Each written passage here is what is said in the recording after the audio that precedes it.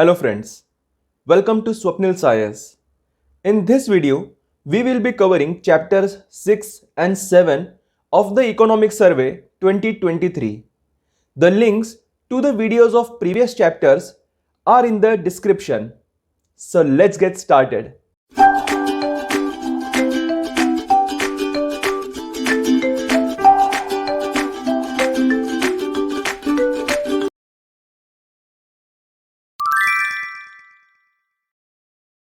The chapter first introduces the term Amrit Kal, which marks the 75th anniversary of its independence and the beginning of the 25 years journey of the country towards its centenary anniversary of independence. It presents emerging evidence of achievement in matters of better equipped schools, affordable healthcare, increasing formal employment, strengthened women's collectives, and far reaching basic amenities such as sanitation, drinking water, and electricity.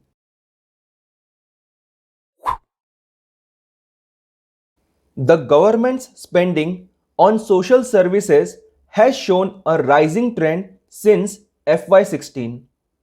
The share of expenditure on social services in the total expenditure of the government has been around 25% from FY18 to FY20. It increased to 26.6% in FY23 budget estimates. The National Health Policy 2017 recommended an increase in the government's health expenditure to 2.5% of GDP by 2025. Also, the 15th Finance Commission in its report had recommended that public health expenditure of union and states together should be increased in a progressive manner to reach 2.5% of GDP by 2025. In keeping with this objective, central and state governments' budgeted expenditure on the health sector reached 2.1% of GDP in FY23 budget estimate and 2.2% in FY22 revised estimate.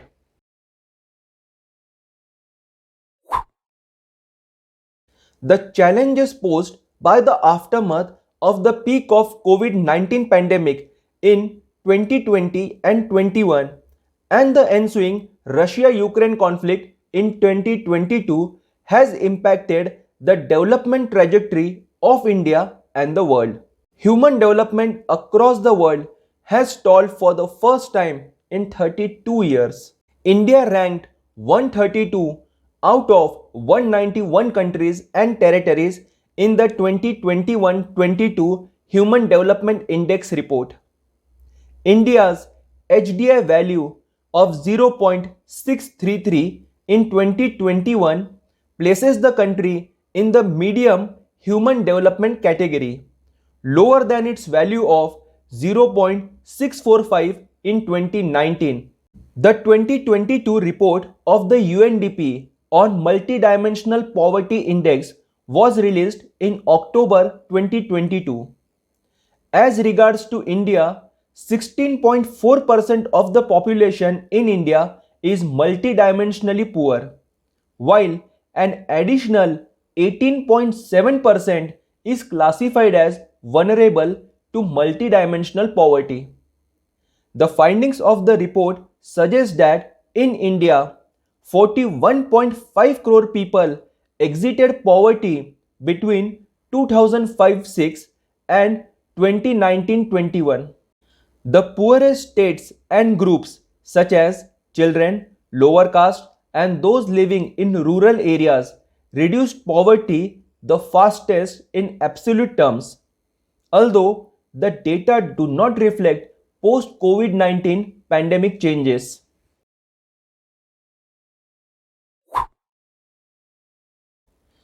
As per this table, the labor force participation rate LFPR, worker population ratio WPR, and unemployment rate UR in periodic labor force survey 2020-21 have improved for both males and females in both rural and urban areas.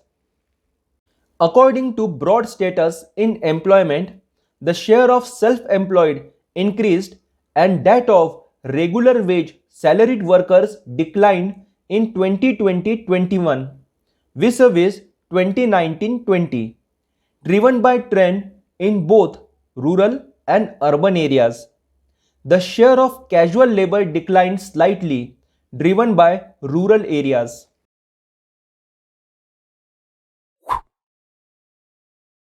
As per the quarterly employment survey of the Labour Bureau, the number of workers in the Indian economy increased during the subsequent quarters of FY22. Manufacturing sector with 39% share is the highest employer in the economy, followed by education which employs 22% of the workforce.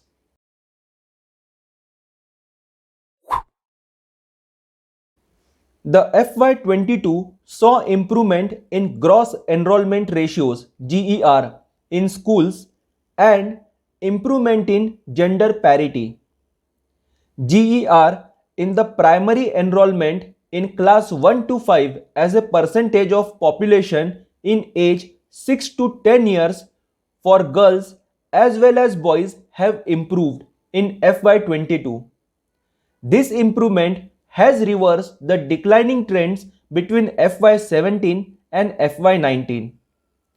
GER in upper primary, that is enrollment in class 6 to 8 as a percentage of population in age 11 to 13 years, which was stagnant between FY17 and FY19, improved in FY22.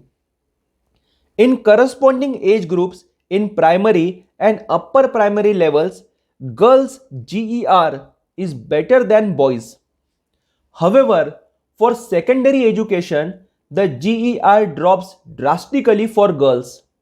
This is due to several factors such as marginal economic conditions of many households, lack of secondary education facilities in most Indian villages, and issues related to safety of girls.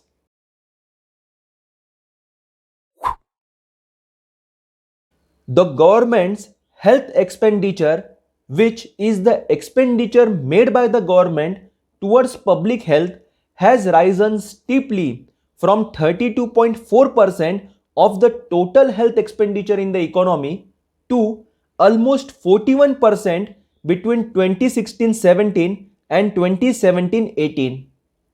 This is a significant increase which shows that the citizens are better equipped and better provided in terms of healthcare at their doorstep, making it more accessible.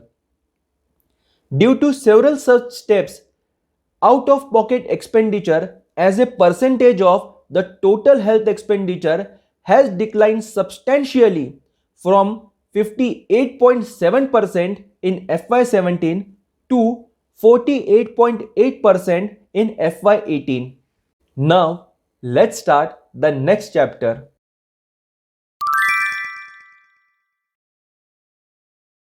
This chapter talks about climate change, the threat that this phenomena poses to humanity, and India's efforts towards addressing it.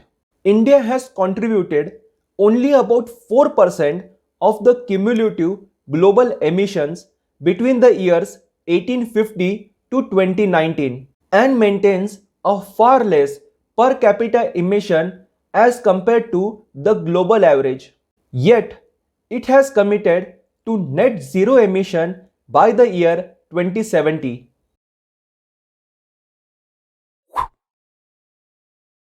Nobel laureate Thomas Schelling argued that the most effective way to combat climate change was to let nations grow first. The economic growth would enable resource generation to adopt new technologies for emission reduction and adapt to changes in climate. Collective action based on the principles of equity and common but differential responsibility and respective capabilities. It is on these that the nationally determined contributions NDCs of Paris Agreement are based. Afforestation and its role in mitigating carbon emissions. Transition to renewable energy through initiatives like International Solar Alliance. Domestic policies and regulations like India's National Action Plan on Climate Change of the year 2008.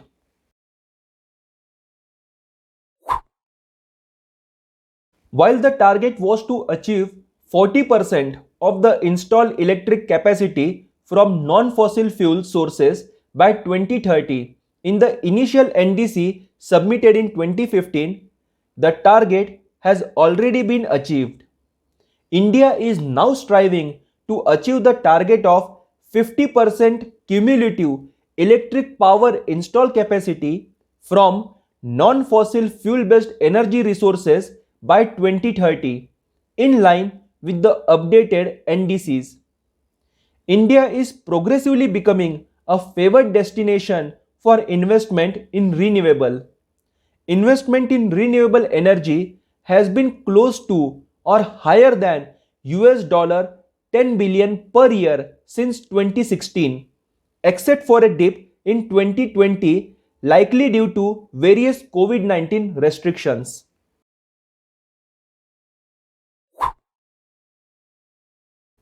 India submitted its long-term low-emission development strategy at the COP27 on the November 14, 2022.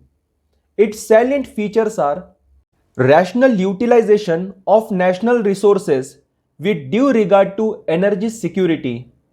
It encompasses the objectives of national hydrogen policy, the rapid expansion of green hydrogen production, increasing electrolyzer manufacturing capacity in the country, threefold increase in nuclear capacity by 2032, increased use of biofuels, especially ethanol blending in petrol, drive to increase electric vehicle penetration through schemes such as faster adoption and manufacturing of hybrid and electric vehicles or FAME. Climate resilient urban development through initiatives such as Smart City. Imbibing the values under lifestyle for the environment, life, that calls for a worldwide paradigm shift from mindless and destructive consumption to mindful and deliberate utilization. Friends, both these chapters mark finest example of India's march towards the goals of inclusive and sustainable development.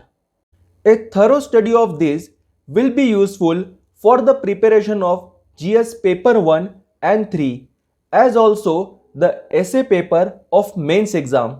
Subscribe to the channel to get notifications about the new videos. Thank you.